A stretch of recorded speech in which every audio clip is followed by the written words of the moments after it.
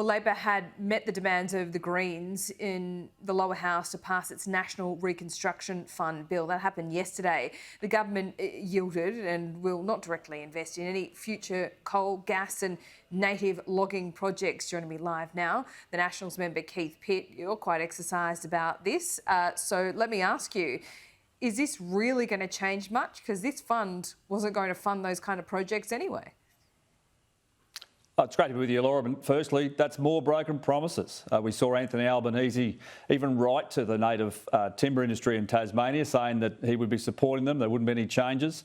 We've seen Mr Husick say to the Greens, well, here's the deal because it matters, and then at the same time say, well, it doesn't matter because we're never going to use it. But if you want manufacturing in this country, you need affordable and reliable gas. That means you need linking infrastructure and you need to keep developing it.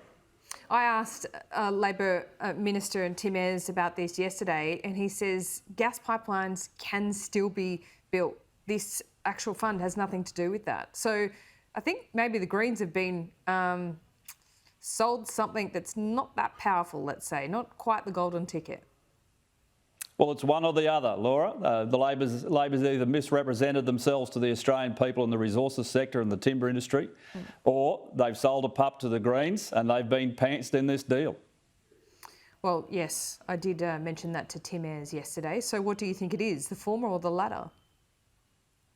Well, I think that's up to Minister Husick to explain. Either way, it's a bad deal for Australia because it is a very large part, in terms of the resources sector in particular, of the Australian economy. I mean, it's 1.2 million Australians rely on the resources sector for their jobs, and anything that damages confidence in investment in that sector is bad for our nation.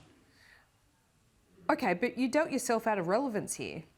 You decided not to negotiate with Labor. Why not?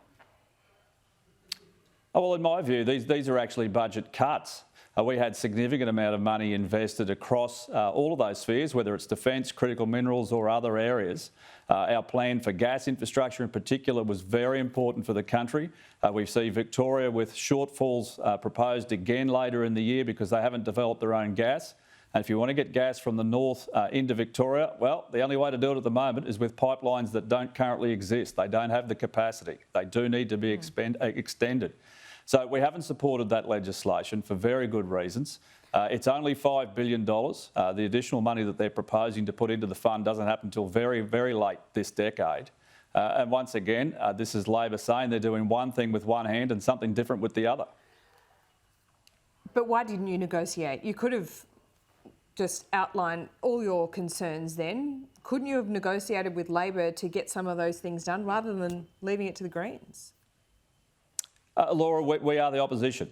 It is not up to us to put forward the policy proposals that we expect to take to the Australian people. We will do that before the next election.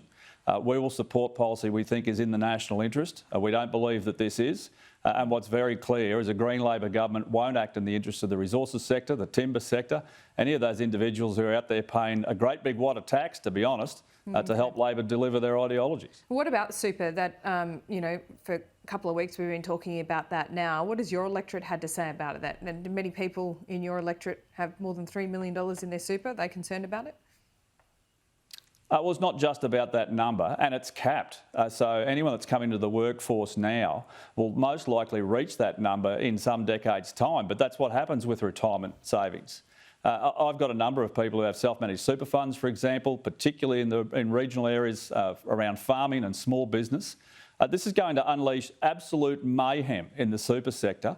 And I'll guarantee you, before you get to the date that they've proposed for these changes, people will adjust, they will change their strategies. And I don't know too many funds that keep enough cash in their accounts to pay tax on unrealised gains for property. I mean, we've seen such large growth in the value of farmland, for example. Even houses, Laura, as all of your viewers know, have gone up astronomically in recent years. And if you're wise and you invested and you used your fund, isn't that what successive governments ask people to do, to be able to self-fund their retirement? These changes are just another broken promise.